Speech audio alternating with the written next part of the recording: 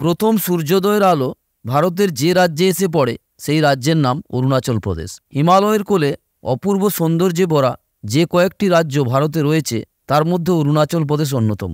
উত্তর পূর্ব ভারতের উপজাতি অধ্যুষিত 7টি রাজ্য, যেগুলোকে বলা হয় 7 সিস্টার্স, 7জন বোন, তার মধ্যে একজন বোন হল অপরূপা অরুণাচল প্রদেশ।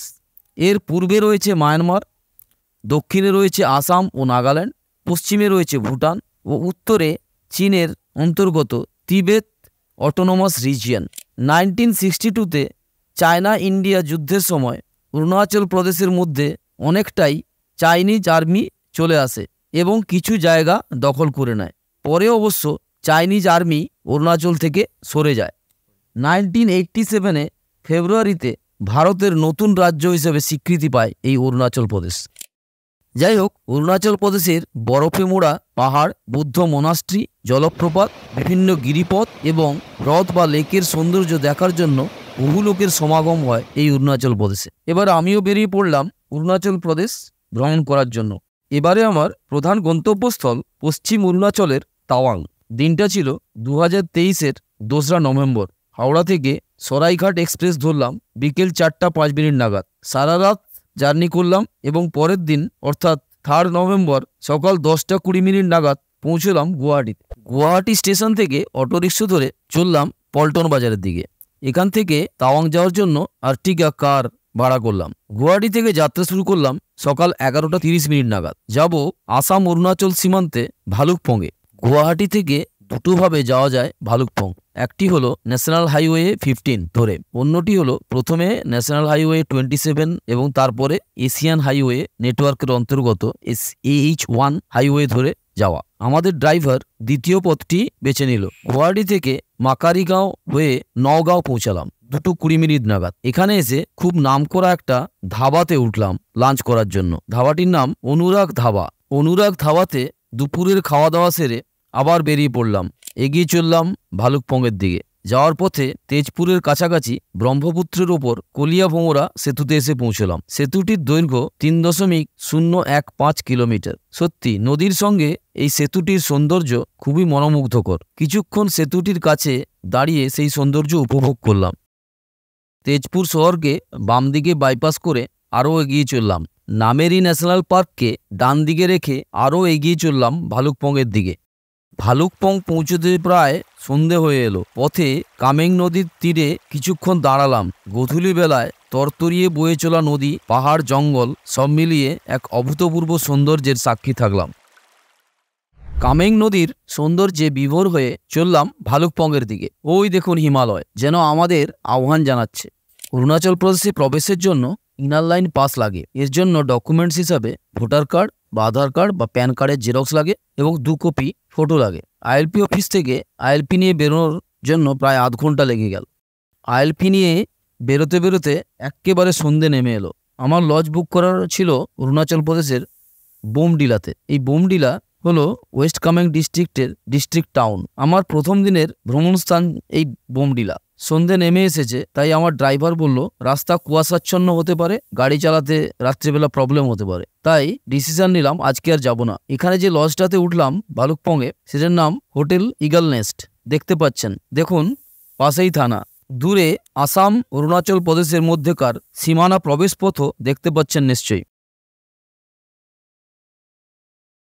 পরের দিন অর্থাৎ 4 নভেম্বর সকাল সকাল অর্থাৎ 7:30-এর মধ্যে রওনা দিলাম বোমডিলার উদ্দেশ্যে। পাহাড়ি রাস্তা, দেখুন দুপাশে সবুজের সমারোহ, যেন স্বর্গে এসে গেছি মনে হচ্ছে। ভালুকপংয়ে প্রধান 3টি আকর্ষণ হলো অর্কিড গার্ডেন, টিপ্পি ওয়াটারফল এবং ভালুকপংয়ের ফোর্ট বা দুর্গ। টিপ্পি ওয়াটারফল যাওয়ার আগে রাস্তার দুধারে আরও 2টি ওয়াটারফল দেখতে পাবেন, সেগুলো আপনাদের দেখালাম।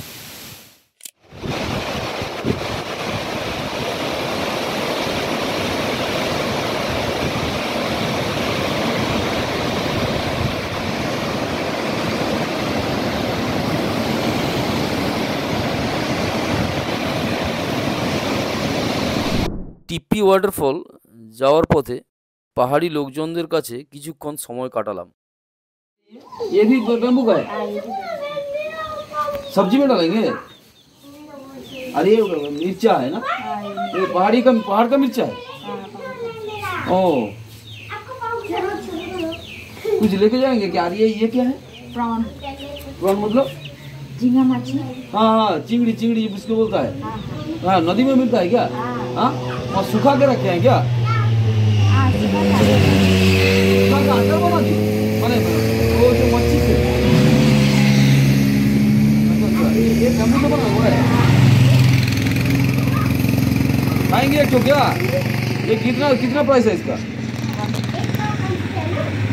मैंने कुछ सब्जी के साथ खा सकते हैं, रोटी फोटी के साथ खा सकते हैं, चावल फल के साथ खा सकते हैं ना?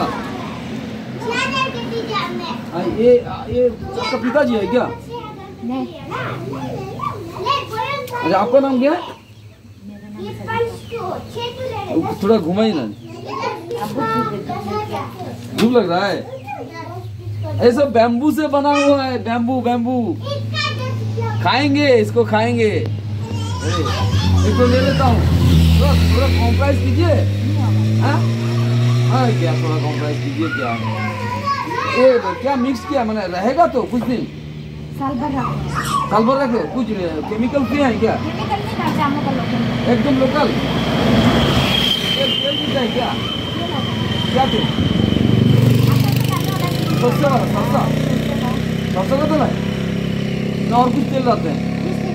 सरसों।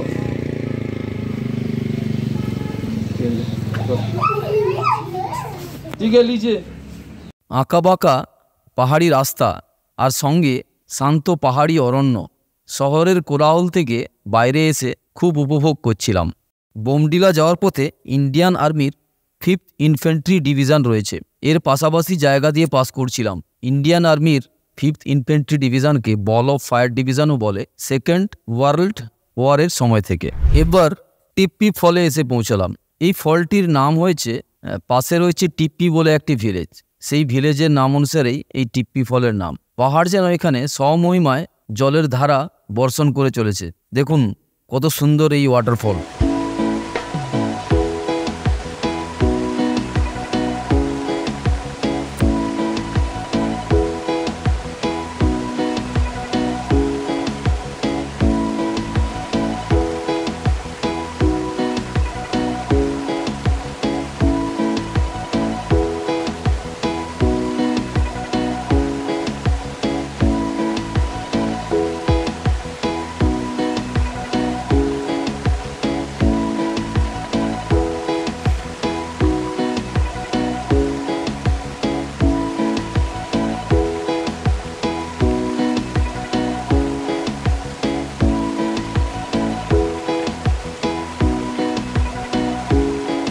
এবার এসে পৌঁছলাম পাহাড়ের নিচ দিয়ে তৈরি লম্বা একটি টানেলের মধ্যে। এই টানেলটির নাম নেচিফু টানেল। টানেলটি খুবই লম্বা এবং টানেলের মধ্যে দিয়ে যাওয়ার সময় খুবই এনজয় করলাম।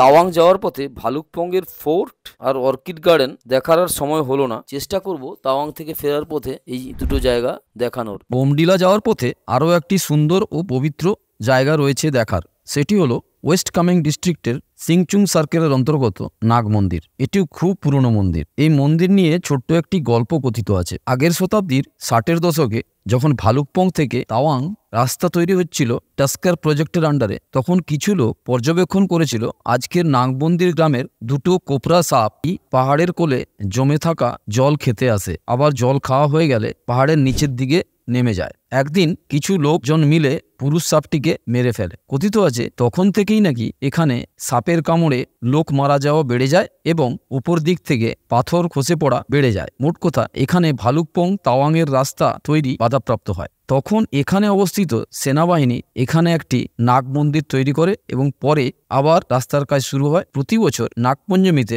এখানে ধুমধাম করে পুজো হয়, অনেক লোকজনের সমাগম হয়। নাগমন্দির চত্বর থেকে একটু এগিয়ে গেলে নাগমন্দির বাজার পড়ে। সেই বাজারে একটি বিখ্যাত রেস্টুরেন্ট রয়েছে, সেটা হচ্ছে ছোটেন হোটেল। এখানে ব্রেকফাস্টটা সারলাম, এগিয়ে চললাম বোমডিলার দিকে।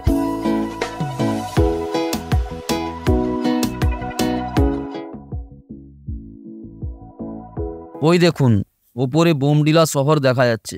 এখন টেঙ্গা ভ্যালির মধ্য দিয়ে চলেছি। বোমডিলা শহরের ঢোকার প্রবেশপথ দেখুন। প্রবেশপথটি বৌদ্ধদের মনাস্ট্রির প্রবেশপথের আদলে তৈরি হয়েছে, কারণ অরুণাচল প্রদেশে অনেক বৌদ্ধ ধর্মাবলম্বী মানুষজন বসবাস করেন।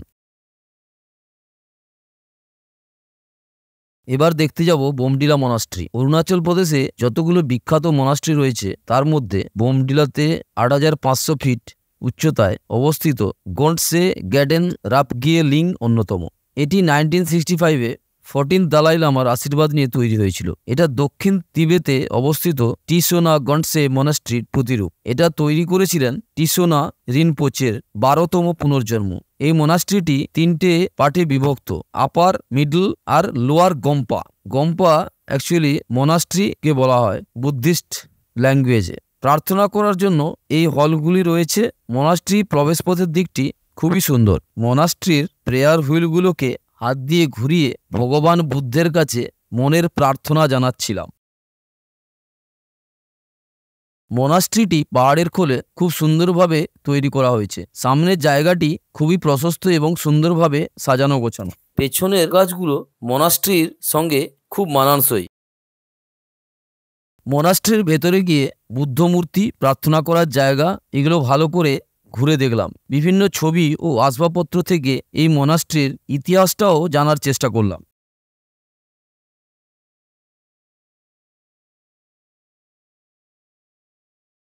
গুগল থেকে জেনেছিলাম বোমডিলার কাছাকাছি সেরাগাঁওতে আপেল বাগান রয়েছে। অরুণাচল প্রদেশের হর্টিকালচার ডিপার্টমেন্টের আন্ডারে এখানে আপেলের চাষ হয়। তাই এবারে চললাম আপেল বাগান দেখার জন্য।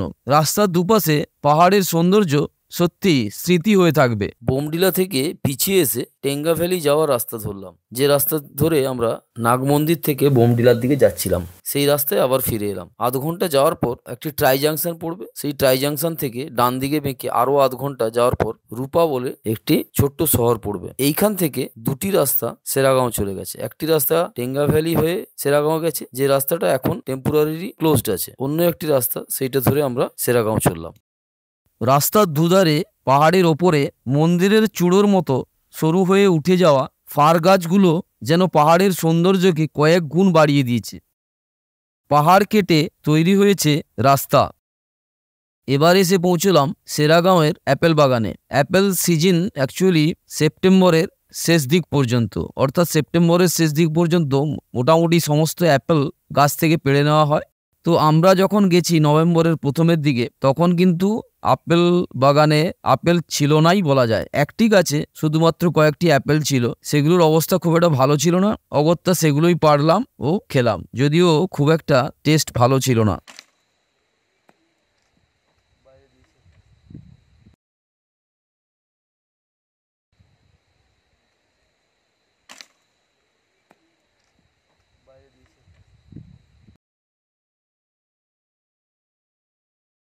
ফিরে চললাম বোমডিলার দিকে। বোমডিলা হয়ে আমাদের যেতে হবে দিরাং ভ্যালিতে। আজকে সন্ধ্যাবেলা দিরাংয়ের কোনো একটি হোটেলে থাকবো।